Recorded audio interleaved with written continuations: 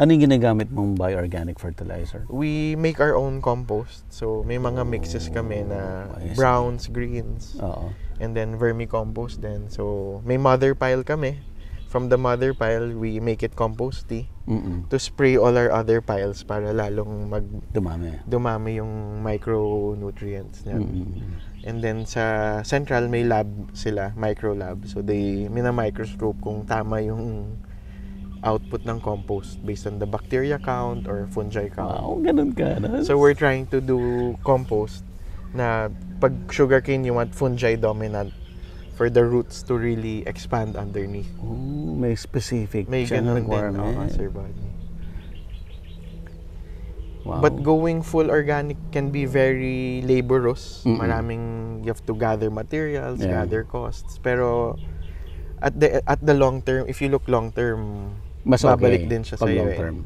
Pag kinorek mo yung lupa. Okay. Ano pa? Pwede nating lapitan konti. Yes, Sir Buddy. So these are the 6 to 8 months old crops. Ang linis. Oo, malinis. Pero over this past months, tinamaan tayo ng drought na matagal eh. So we are expecting also a drop in our yields this season eh. Yung effect nung nag-drought nung summer? Nag-hibernate, yes, Sir Buddy. Yung growth ng sugarcane. By now, kasi it's already October, dapat technically sa November mag-harvest na. Pero kung ganito itsura, hindi pa yan eh. Ngayon pa lang ulit siya nagising. Gusto mo bang matuto ng agribusiness, crops, livestock and poultry, aquaculture, at ma-inspire sa mga success stories? Agribusiness, how it works! As a YouTube channel, Agribusiness features entrepreneurs, farmers, organizations, OFWs, investors. However, beyond our usual content and official endorsements, Agribusiness does not engage in other business dealings with them. While our viewers and featured individuals and entities may choose to pursue business deals with each other on their own, we encourage them to be cautious in doing so. Magkita-kita po tayo sa National Dairy Summit sa Iloilo Convention Center, October 28 to 30, 2024. Pwede po kayong dumating at dumalo doon sa convention. So ilang months yung most likely delay niya? We're looking into at least 3 months of delay. But if we usually, kung nag-start yung central ng November 15, baka by end of November or December, gera na ulit. Start na kami. For this farm, you mentioned 50 hectares. Yes, sir. Yung ibang location? Yung ibang location, actually, medyo scattered kami.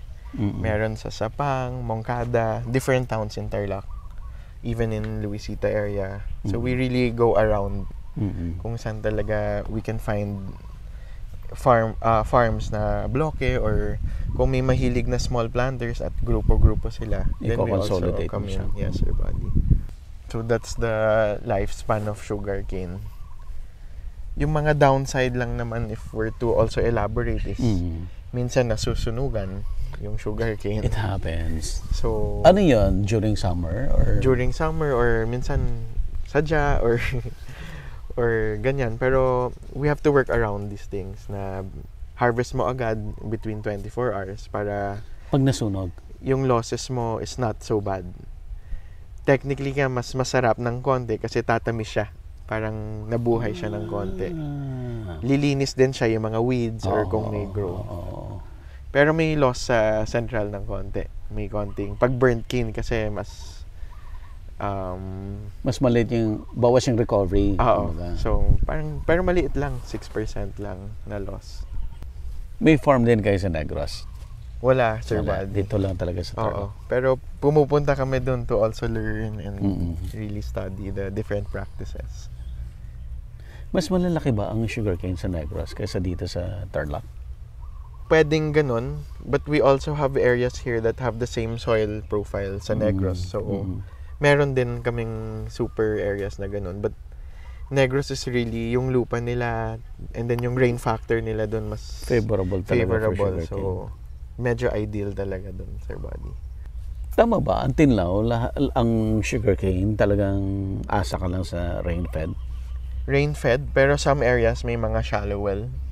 So there's still that practice of magpatubig. Usually 1 hectare, 3 days. 1 hectare, 3 days? Unless sobrang... Faro irrigation yan, yung may kanal lang siya. Binabaha yung mga dayos. Trinay namin to innovate with sprinkler or effect and ganyan. Pero we're still on the process of doing that step. Hanggang na-achieve muna namin yung mechanization ng mga planting, traktora. Step by step, Sir Buddy. Okay. So, mag-demo ba tayo? May demo ba tayo? Pwede tayong mag-demo. Sige. Kahit yung small tractor siguro sa loob, ganyan, Sir Buddy. Have you been to other sugarcane farms, Sir Buddy? May na-cover ako sa Batangas before. Okay. It's a cooperative. Tapos, yun lang yung na-document ko na sugarcane. Oo. Pero where are you based, Sir Buddy? Sa QC. Okay. QC. Pang magkakakilala tayo matagal, Sir Buddy. Madami nga akong tatanong sa'yo. Dami mong farm na meat. Galing. So encouraging. June, magde-demo tayo. Kahit small tractor. For cultivation. Sige. Sonalica ang i-demo natin? Sonalica. To fit in the interrows, Sir Buddy. Dati kasi tao pa yung pumapasok na gumaganon. So in terms of sugarcane, ang Philippines hindi nahuhuli. Hindi nahuhuli. But if we compare statistics with Asia, nung 90s tayo talaga top. Yung ano. But I guess with the different circumstances, tayo ngayon yung nandito. Pero lahat ng tao ng mga ibang countries, galing lahat dito. Sana soon mabalik natin with the maybe with the current administration or the future of agriculture, we can do something. So ginawa rin namin siya ng DIY na cage sa gilid para yung tubo kasi gumaganon pag okay. And then that's a disc cultivator to cultivate the interrows. So kasin din ng dad pa si First Lady? Yes, Sir Buddy. We have about 20 varieties here. Tama ba, June? Yes, actually, sir, 27 varieties, Sir Buddy. 27. From 27, tsamba na kung makatatlo kami dyan na mag-adapt talaga dito sa Tarlac.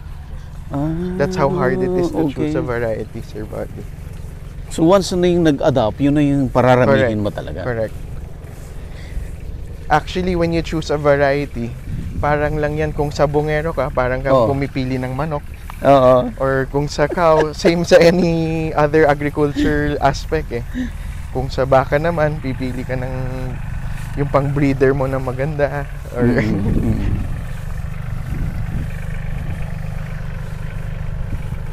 So, okay. Ayan na siya. Ito yung mga sugarcane interrows. Magko-cultivate na siya. Sabay naghahagis din siya ng lupa bawat side to help the soil slowly heal up the sugarcane. Hini-heal up na niya. Para yung weeds and whatnot sa sugarcane mismo malinis. Impressive ha. Gusto mo farming? Oo, Sir Buddy. I believe in farming, especially growing your own food soon. Yan talaga yung goal ko. Anong degree mo ng college? Actually, Sir Buddy, nag-agribusiness courses ako, pero more on the computer side, yung wala talaga sa farming at all. It was just really a chance encounter of learning plus passion driven. So yan na siya, Sir Buddy. makikita nyo na yung lupa slowly may kaliwa at kanan siyang hinahagis for the healing up of the sugarcane.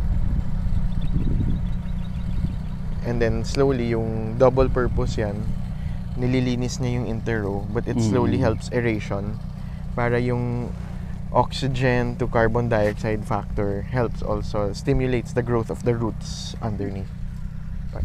Parang may effect din yan sa ilalim. Kasi as it rains, tumitigas din yan sa ulan. Nagko-compact siya, Sir Buddy. So, how many times ginagawa ito? Sorry, what's the term nung ginagawa ngayon? Cultivation of the interrow ng sugarcane.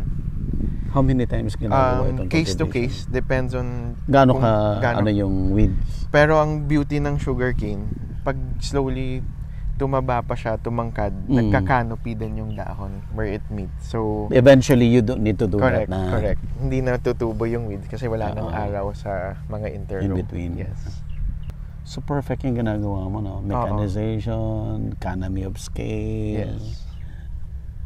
Although daming development na nag-a-arise, pero there is still land and farmers that are still encouraged to do this opportunity. So ito, Sir Buddy, isa sa unang operation sa sugarcane, which is sa land preparation, big harrow. It's either nagpe-prep tayo ng land ngayon for planting or nag-harrow din ng mga borders para to prevent fire from other lots of the sugarcane. I see.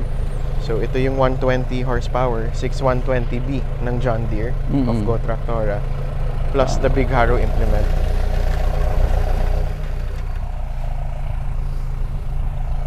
So part pala yun, dapat may ano ka talaga. Distance. Tama. And kung may disease yung isang lot, at least may hindi mata-transfer. Tawag namin dyan fire breaks. Fire breaks.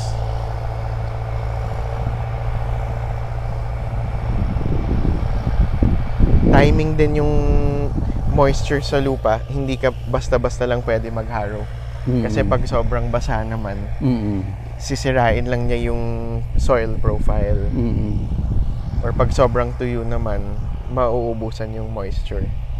So, ang ginagawa namin, pag mag-harrow, dapat nakaplana na yung mga susunod na operation. Pero since we're in agriculture, Mother Nature, kung biglang umulan mamaya, may delay na naman sa proseso. So, ilan ang tractors ninyo?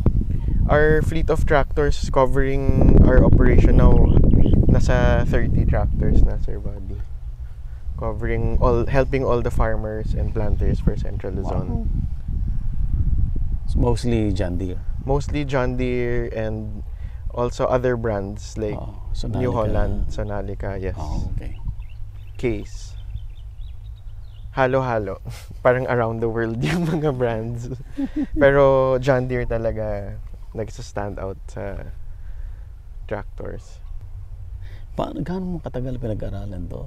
To know all the me personally, it took me at least 8 years to understand the language, the sequence, the techniques, and every day still learning talaga.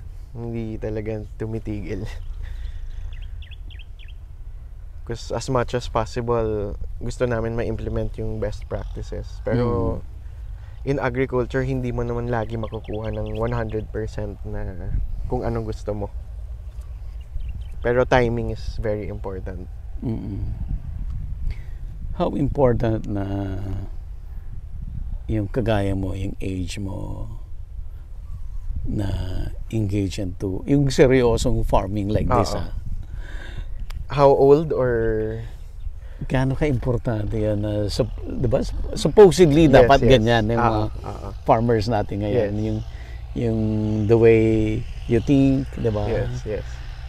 Well, ang masasabi ko lang, it's never too late to start kung gaano na at the age, pero it will take at least 3 years to understand the basics, and once you understand and ma-feel mo yung passion mo, na it will magde-develop din yung passion driven mo sa ginagawa mo sa agriculture, whether sa sugarcane or any other crop.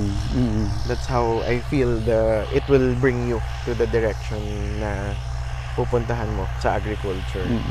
Ano yung deciding factor? Sabi nila dapat sabi ni Senator, dapat sexy daw para ma-convince yung younger generation. Oo. Tama ba? Or hindi naman? Hindi naman, pero I think when they start seeing yung innovation, yung mga technique, yung process ba? And dito sa amin, we try to keep our work fun. Gusto namin masaya lagi. Pero hindi naman pwede balance yung fun at work, but it has to be fun na we're always learning something new. Hindi yung mixing traditional with new techniques is what we want to do. To encourage more millennial or pati Gen Z na gusto mag-farming.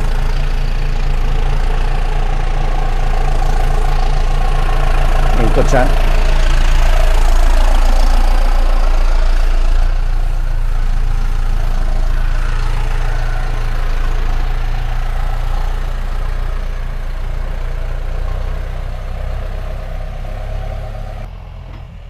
Another break yan. Another break dyan sa kabila. But in essence, to going back to your question, Sir Buddy, ang isang advantage ng sugarcane, yung season like dito sa Central Luzon is November hanggang March. March, okay. So technically, yung oras din as a farmer na nilalabas mo sa sugarcane is November up to March. Tapos after that, konting alaga na lang at papanuurin mo na lang siyang tumubo eh. Halos wala na halos gagawin. Correct. Especially yung nakalaki na siya. Correct. You're just making sure na sobrang maganda siya pang harvest. Ina-anticipate yung harvest niya. So, isang advantage yun sa mga gusto maging interesado sa sugarcane na hindi naman all year round yung oras mo eh. Kung gusto mo mag-ibang baka farms, pwedeng gawin. or ibang trabaho, pwede. Yan yung advantage. So, anong ginagawa mo by the time na after March, April, May? Well, kami since we're really focused as a sugarcane and farming company, other crops din kami. Like rice and livestock also. And then, sa sugarcane, we're planning year ahead, yung mga ibang seed bed. So, it never stops. Off-season repairs, yung mga equipment, conditioning. So, marami din preparations involved. Especially since service provider kami sa mga ibang small farmers. Yun yung pinaplano din namin lahat, yung scheduling. Yan yung difference ng parang corporate farming. Yes. Yes, Sir Buddy. Okay, so anong next tayo? Halos, I think we pretty much covered everything here. Nakita natin yung operations ng somehow nagka-idea tayo. Correct. Yung operations ng sugarcane. Madami pa areas na pwedeng i-convert into sugarcane. Magandang tanong yan, Sir Buddy. Actually, kung titingnan natin yung mapan around Central Luzon, ang dami pang potential eh. Okay. It's just a matter of parang reaching out or talagang umaabot sa mga iba-ibang farmers or yung mga ibang may lupa na gusto nilang maging productive yung lupa nila. May kesa lang nakapabaya or...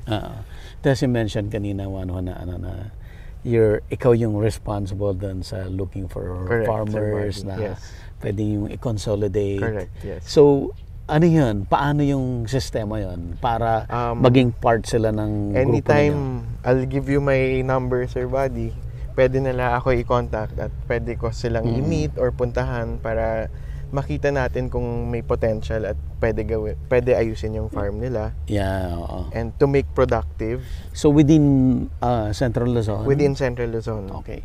So Tarlac, Pangasinan, Nueva Ecija, yan. Yes, all the towns around. Kahit umaabot din sa Bayambang. So yun, Pangasinan, yes. Ayan. So maraming. Malaking-malaki talaga. Malaking potential yung area.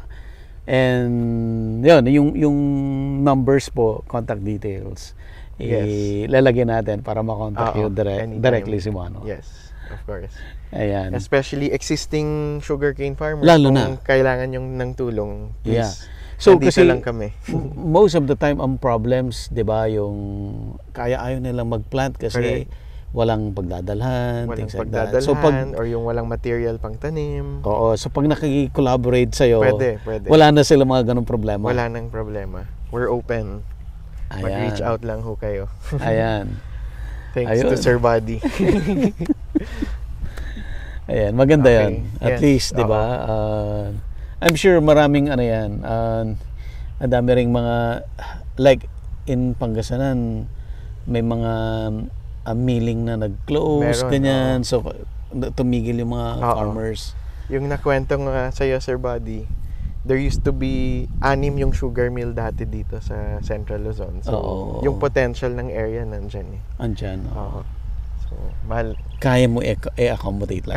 Kaya. We are open. Ayan. Reach us anytime. Yep. Okay. Sige. Thank you so much, Thank you Sir Buddy. thank you so much. Appreciate it. Sobrang nagulat ako. Nice to meet you. Ang rewarding talaga sa isang farmer yung harvest nila. Yeah. Kasi sa sugarcane, isang taon nilang inaantay talaga yung crop nila eh. Mm-mm. So paano yung system nun kung pahiramin mo sila ng planting material? Yes. So example, planting materials lang ang kailangan ni farmer. Oo. So we provide the material. Upon harvest, i-deduct or meron din kami ngayon program na 3 years to pay. So kasi 3 ratoons yung sinabi ko sa'yo. Magaan so, na yun. Magaan. Para yung kita ng 1 year is very rewarding sa isang farmer. Oo. Malaki yan ha. You said how much yung kita per hectare? At least nag-average of 50,000 net per hectare. Yes.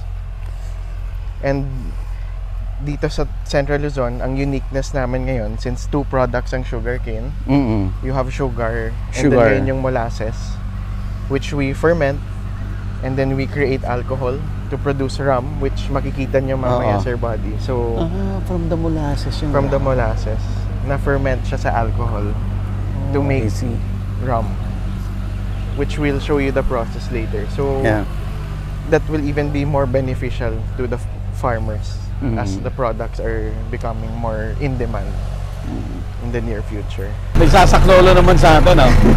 Pabagal lang po, Sir Buddy.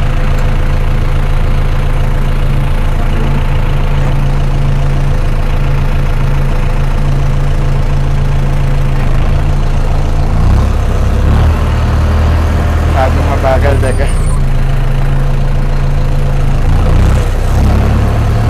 Parang paganyan.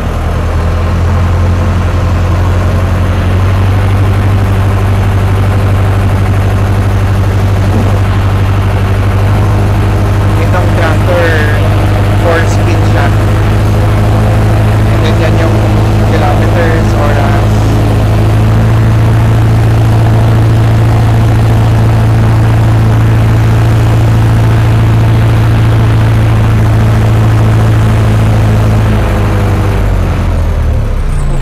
Right?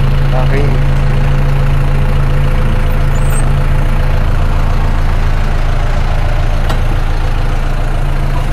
Basang-basa na ako. Alright, Ma'am Pai, thank you so much. Thank you so much, sir, for visiting us, and I hope you had fun. I hope it was a learning experience. Ma'am, kung i-recap natin yung okay, as far as yung tractors, no, gamit, pinakita natin yung paggamit ng John Deere. Yes. And of course yung Sonalica. Yes, okay. S26. Yes. That's what we really wanted to show in Go Tractora. No? That's why we have multi-brands, so that you can see, for example, in a sugarcane plantation, you can use both brands specifically for a specific use. Kasi alam namin that our brands are all well-rounded, and you really can use it, and it's advantageous for your farming operations.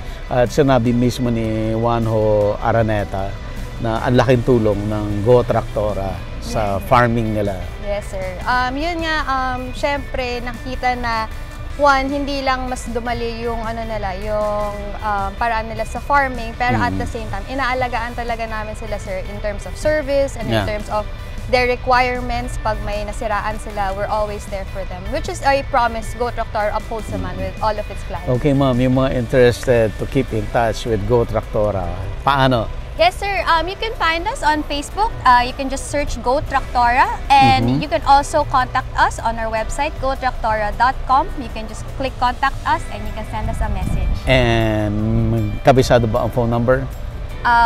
Well, we have many phone numbers po kasi for our branches. So you can look at our social media for our social media na lang, mas sigurado. Yes, para masigurado. Depende sa location. Alright, Ma'am Pai, thank you so much. Thank you, Sir Buddy. Ingat po kayo. Agribusiness merch is now available on Shopee and Lazada. Agribusiness, how it works. Instruct, inspire, succeed.